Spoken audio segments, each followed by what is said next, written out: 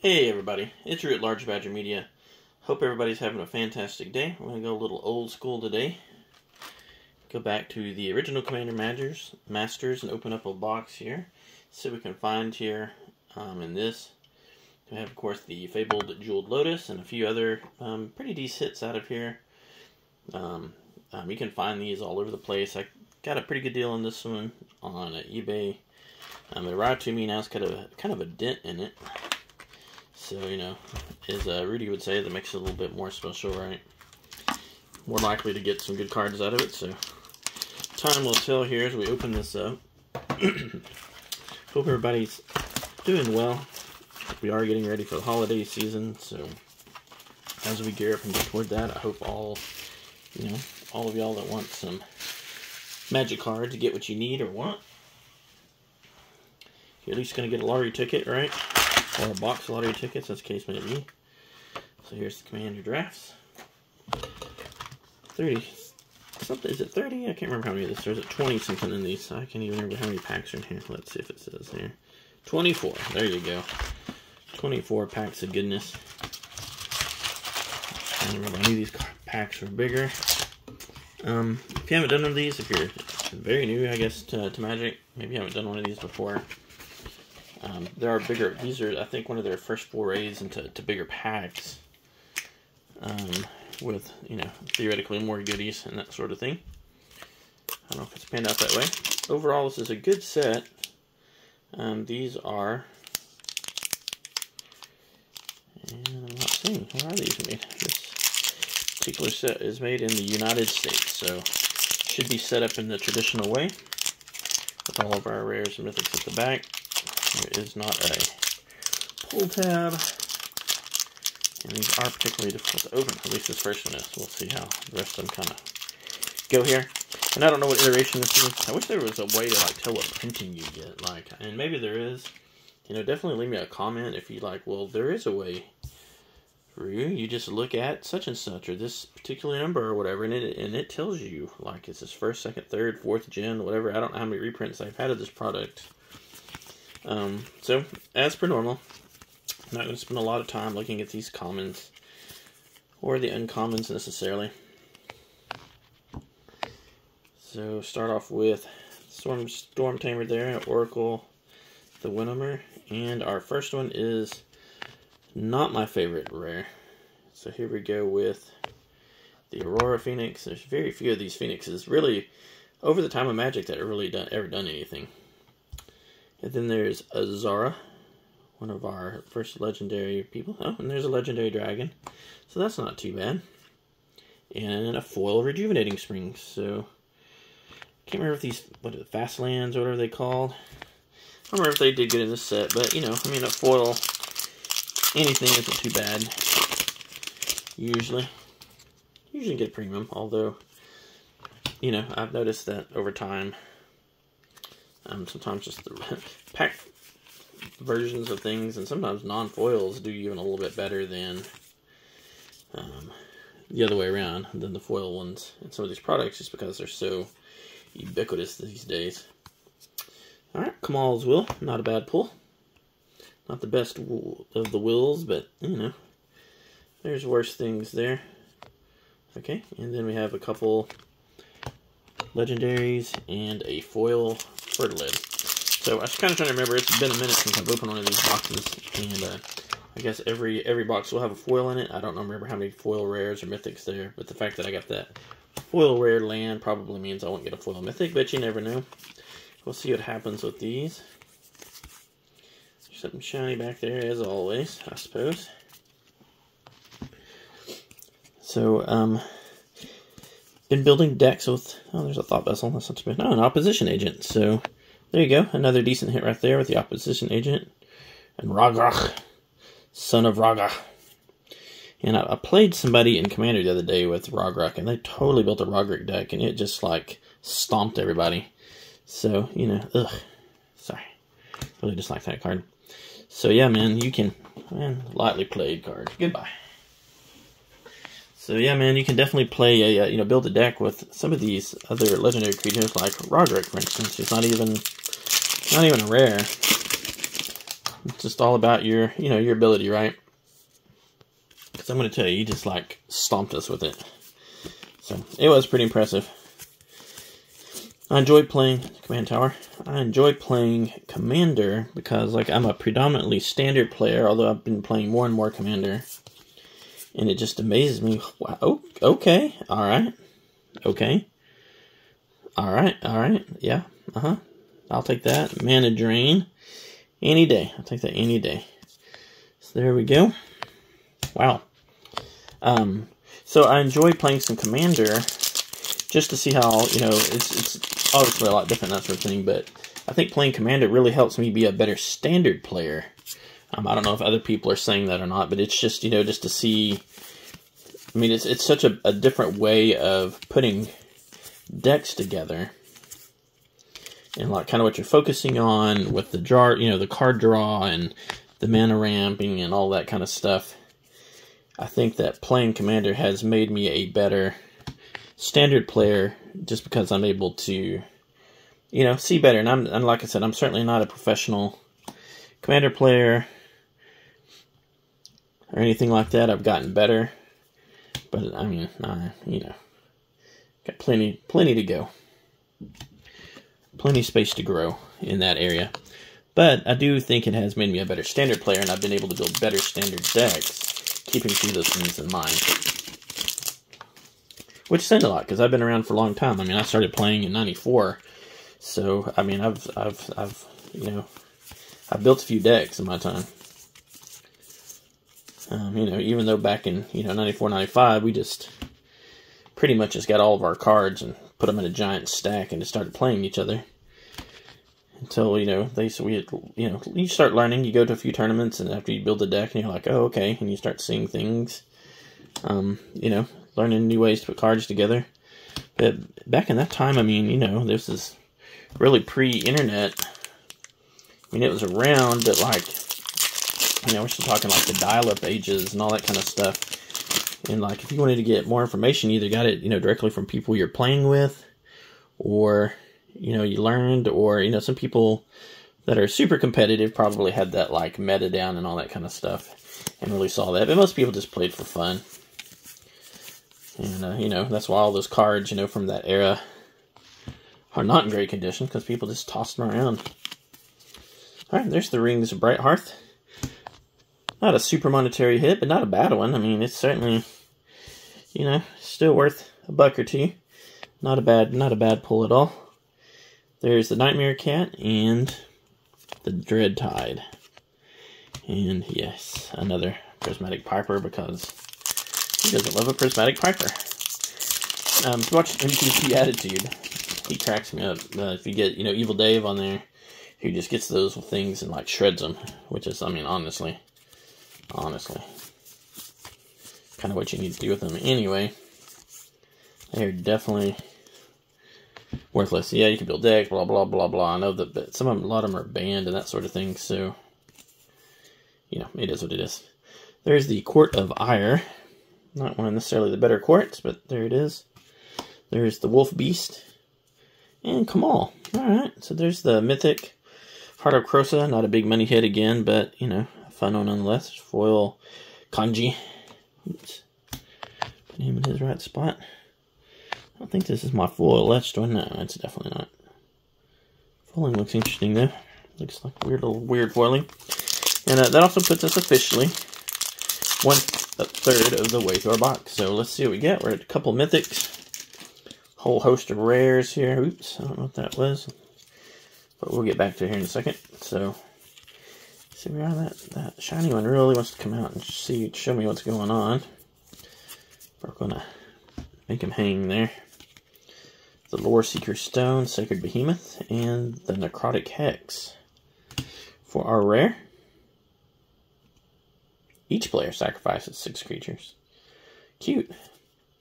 And Slurk, the all-ingesting. And a Jared Carthalion. Alright. Not a bad little commander. I think people play with this. Oh, look at another foil rare. Wrong turn. I don't even remember this being a foil rare. Oh, okay. Alright. Control spell. Well, that's spiffy. So far, not too bad. We got the Mana Drain. Fairly pleased about that.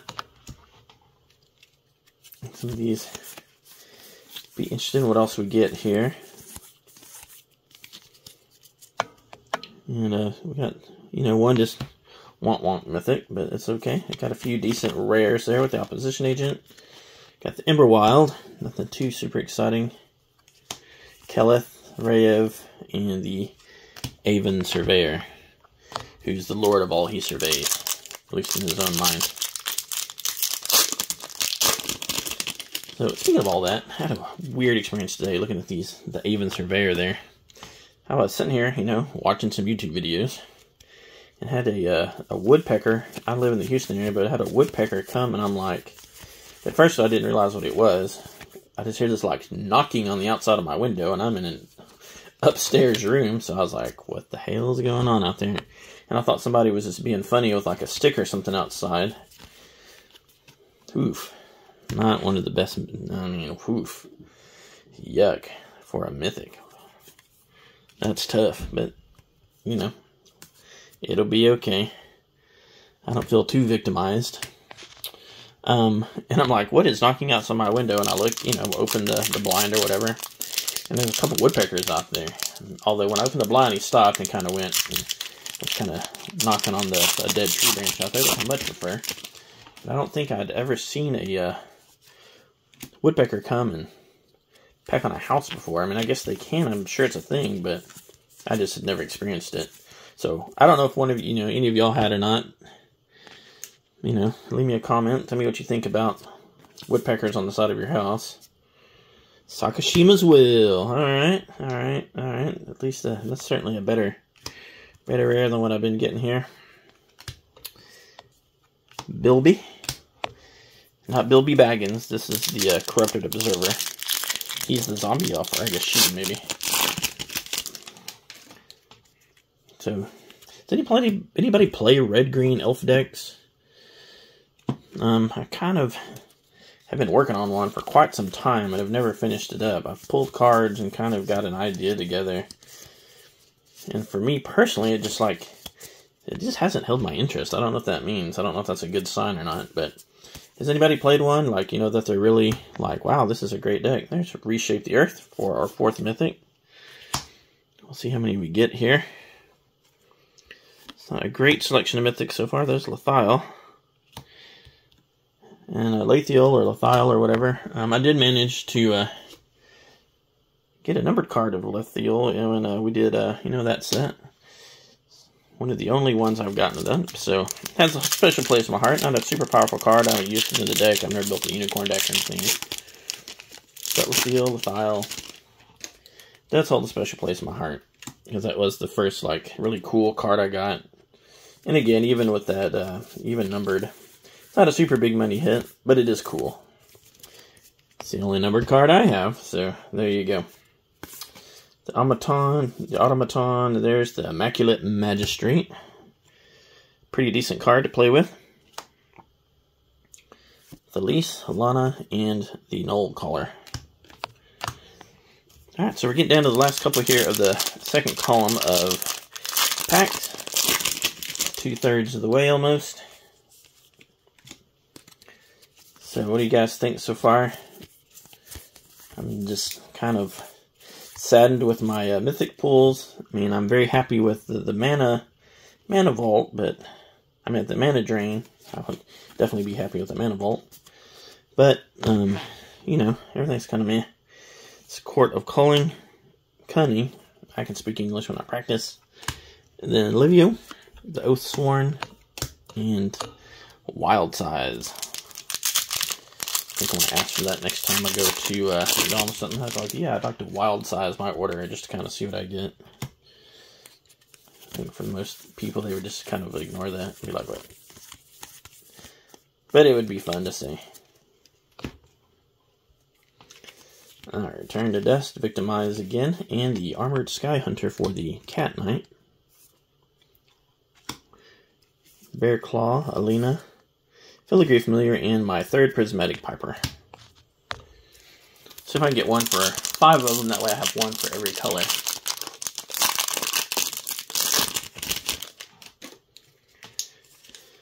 see what we get here. Alright. A nice command tower again. Has anybody gotten one of the command towers, the Jurassic Park command towers? I think those are pretty cool with the big pyramid on it. Speaking of black-green elf decks, there you go with the Elvish Dreadlord. And another one. Prava with the cat decks. And the Portent of Betrayal. So there we go. Now we're officially 2/3. We're going to start our last column here. Still looking for some big hits. We've got a couple of these cards. But let's see what we can get here. Definitely a few playables. There's Sakashima's Protege. So 2 of the Sakashima cards, interestingly enough. And Malcolm, but not the the Malcolm out of Ixalan. This is a different Malcolm there. Or maybe the same Malcolm, just a different version of him. Has there ever been a Malcolm Planeswalker? Just out of curiosity. And I heard somebody, one of the channels talking the other day, and apparently, I guess WotC's going to just do 1 Planeswalker per, like, set now? I hadn't heard that. I wasn't aware of that, so I thought that was an interesting idea. There's Arcane Signet, a good playable card, and Nevi. So I used to play the hell out of this back in the day, back in the 90s. I used to be, one of the only board clearers, but it was a thing. There's the Last U and the Raise the Alarm. Does anybody else play with a Nevinol disc? Or Nevinol himself? I don't, since he's come along. Just curious. There's so many, different and better board clearers these days, but that was one of the best. That and Wrath of God, right? These are board clearers. There's the Austere Command. It's not a super bad card. The Ait and Yurlok, the Viashina Shaman. Oh, and there's my etched. So I'm getting it etched SCR. And my 4th prismatic. Oops, you're in the wrong spot. I'm probably putting them all there, but that's alright. I was curious what I was going to get in my etched, and there it is. The Ward-Winged Familiar.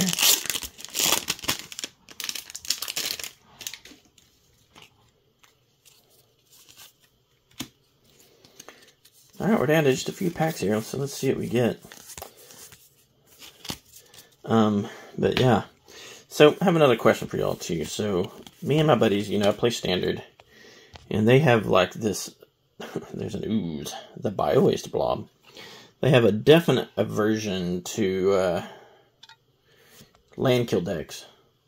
I mean, for myself, I've certainly played my share of Landkill decks. They don't bother me. But they all have an aversion to them. So, I don't play one with anybody, the guys I play. They take it, like, real personal when you do. Even if you just, like, do, like, one where you kill maybe a specialized land to, have some kind of effect or something. So, just that,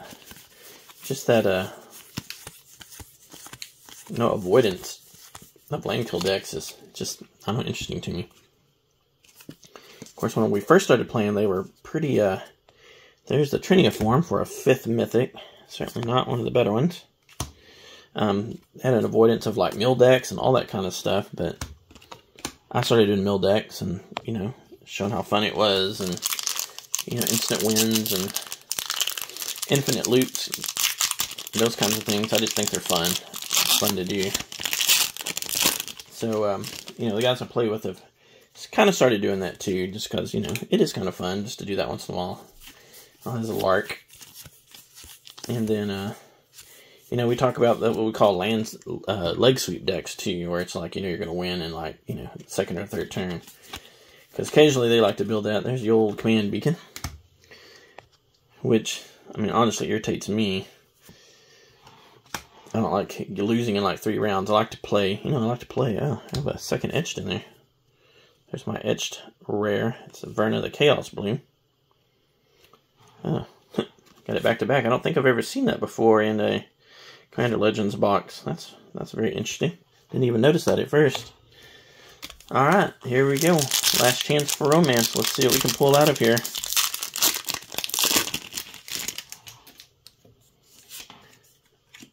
got the Monarch as our token. Let's see what we got here. A second Terramorphic Expanse in there. So here's another Sphinx. Make a stand. Pride of the Perfect. And it's the Bladegriff prototype. Iktikik, the Artificer. Dargo, and the Ivy Lane Denizen to close this out. So, thanks for coming on this little trip with me. It was fun. I haven't opened a Commander Legends box in probably a year or so.